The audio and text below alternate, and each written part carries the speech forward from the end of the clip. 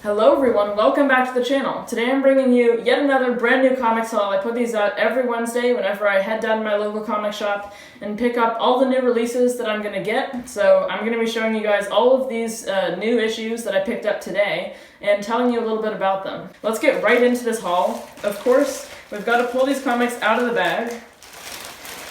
Now that we've got them out, we got to get the bag out of the way.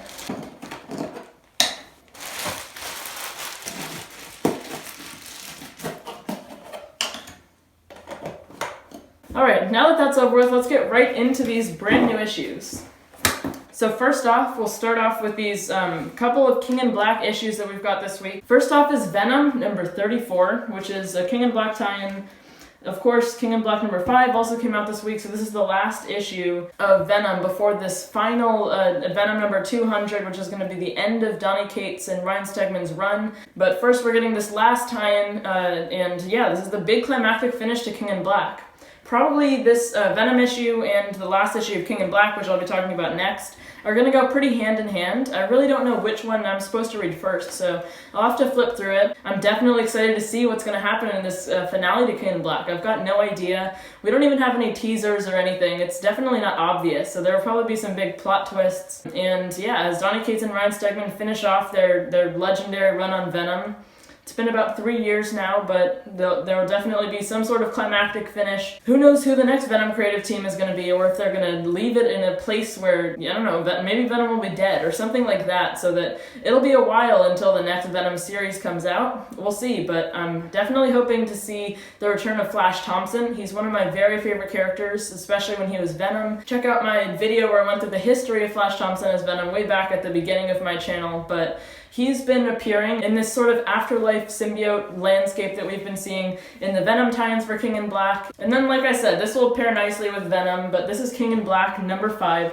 This is a big, oversized finale issue. I really like that cover by Ryan Stegman. Kind of reminds me of like Dia de los Muertos or something like that, but Venom sitting in his grave there with the all-black, the Necro Sword, which I think is supposed to be destroyed by now. I was just reading the last issue of Return of the Valkyries, the King in Black tie-in, and the whole point behind that miniseries was that they were destroying Null, the Necro Sword. That should at least weaken Null, and then all of the heroes will somehow band together to take him down. At the end of last issue, I won't try to get into too much spoilers, but it looks like there's another great force that could be the key to stopping Null, and probably will be. So all of Earth's Mightiest Heroes, Silver Surfer, everyone's getting in on the action for this big finale of Donny Cates' run. I'm excited to read this climactic finish to King in Black. And now another finale issue, which is pretty important.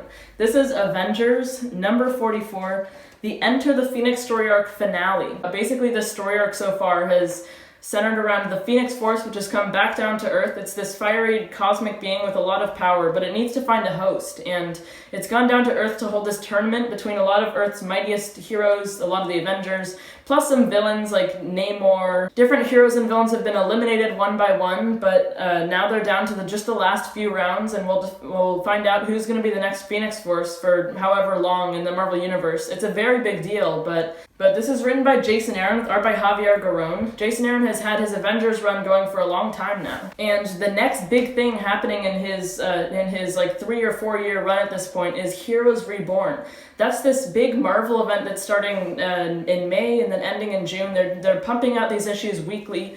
It's supposed to be this different universe where things turned out differently. The Avengers never got their powers and had those origins that we all know. Instead, the main heroes who all the people know and love are the Squadron Supreme of America. That's going to be Marvel's next event, and this is supposed to be leading into it somehow, as far as I know. We haven't seen any seeds for what's going to happen in Heroes Reborn. My guess so far was just that the new Phoenix was going to rewrite the universe somehow with the power that they get with the Phoenix Force. Plus, another strange thing going on in Avengers is you'd think this would be the last issue before Heroes Reborn, because it's this big finale to the Phoenix Force story arc, but we actually have one more like one-shot issue. Avengers number 45 is going to be a King in Black tie-in. That's already over. That finishes this week, like I was just showing you guys. So it's already weird to have a tie-in after the event is already over. Sometimes I wonder like what goes into those random issues being made in the first place. Hey Jason, how's it going? As your editor, I thought it'd be good to come check in on you. Oh, hey, I'm doing good. I just wrapped up the script for that last issue of Avengers. Oh, great. So that's the last issue before Heroes Reborn starts up, right? Yeah, everything's good, but what is it? I was thinking, it would be great if we could do one more issue of Avengers before Heroes Reborn. Oh, you mean like you need one more issue to finish the current Avengers story arc? No, don't worry, I've got that all wrapped up. I was thinking this one more issue could be a tie-in to King in Black. But Jason, King in Black will be fully over by the time you're able to get that issue out. That just doesn't make any sense. Man, but it'd be super cool if Blade had this vampire army and they all teamed up and took down Null and all the dragons and everything. The readers are already gonna know how King in Black ends. Nobody's gonna want to pick up another tie-in. That's just gonna be so confusing. Please?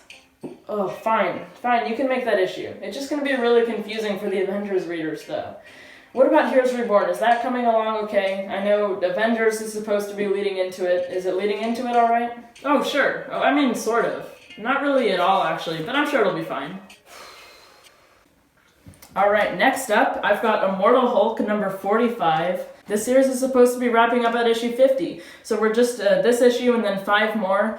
Everything should be wrapping up at this point, but the leader has still been the main villain so far, taking over the mindscape of all of the different alter egos of Bruce Banner and the Hulk. But Hulk is at his lowest right now. He's in this scrawny form that you see on the cover there, that kind of disturbing cover by Alex Ross. They've got to take down the leader somehow, all of these alter egos. Gamma Flight is also getting involved, and it was just announced that they're going to have their own spin-off series. They're basically a branch of Alpha Flight, which is an interplanetary defense system for Earth, but they've been tracking down the Hulk and trying to contain him throughout the whole series. Great writing by Al Ewing, the art is by Joe Bennett. They're just the regular creative team on this series. I think this main creative team is going to finish off the series, which is really good to see. Joe Bennett has been doing some good body horror throughout it. There's been some definitely creepy moments and grossness in Immortal Hulk. It is a horror comic, so I can't wait to read this issue. We'll see how the story progresses leading into these last few issues of Immortal Hulk. Alright, and then last issue for Marvel this week, I've got Amazing Spider-Man, number 63. This is also kind of a big deal. It's an oversized issue, which is kind of unnecessary, but it's just the first issue of this new story arc, King's Ransom. So basically in the last few issues of Spider-Man, we've been seeing Kingpin, who is a crime lord, but is now the mayor of New York City. Recently in Spider-Man comics and Nick Spencer's run, Spider-Man and Boomerang have been finding these different pieces of a tablet, which when put together, whoever has it gets a lot of power. It's a very dangerous thing, but now Kingpin is hiring a bunch of different criminals from his criminal life back when he wasn't mayor to hunt down Boomerang, because Boomerang has the info. He knows where all of the tablets are since he and Spider-Man found them. So a bunch of criminals are coming after Boomerang, and Spider-Man will also be involved somehow in his new suit given to him by the Threats and Menaces online newspaper. There's a lot going on, but Kingpin is behind all of it. This new King's Ransom event is going to be going on this month and next month, and it's going to be ending in this extra issue of Amazing Spider-Man called Giant Size Amazing Spider-Man. This issue is written by Nick Spencer with art by Federico Vicentini. Alright, now this week I've got 2 different issues from Image Comics. First up is a brand new release. This is Geiger number 1. I saw the announcement for this a few months back, and I've been excited to pick it up ever since. Basically, this is set in a post-nuclear war world, I think, or just post-nuclear something. There's a lot of radioactive gas and gamma going through the air, affecting people, so it's definitely post-apocalyptic. That's what a lot of Images series are centered around, post-apocalyptic events. So I'm always excited to try out a new Image comic. We'll see how this one is. It's written by Jeff Johns with art by Gary Frank. And we'll see. I think this might even be sort of a superhero book with some people getting powers through the nuclear radiation. A lot like Hulk with his gamma radiation.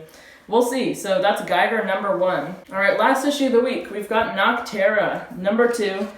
I really liked the first issue. I showed it to you guys a while back when I picked it up for a new comic book day. I didn't get the chance to do an individual review of it, but I really liked that first issue. Basically, again, a post-apocalyptic one from Image, but this one is set in a world where suddenly the sun went black, and the world was thrown into darkness. And then so slowly people discovered that if you're in the dark without any sort of light illuminating you for too long, I think it's like 10 minutes, something short like that, you begin to turn into these creepy monsters, sort of like symbiotes from Venom. So everyone always needs like artificial light since there's no more sun, keeping them illuminated whenever they go out. And the story follows our main character on the cover there. I forget her name, but she drives trucks around, illuminated trucks, and basically brings people from one place to another so they don't have to make the walking journey, and keeps them safe from all the monsters who are just people who stayed in the dark too long. We'll see, should definitely be exciting. There's also a bad guy that we saw at the end who should be the main villain.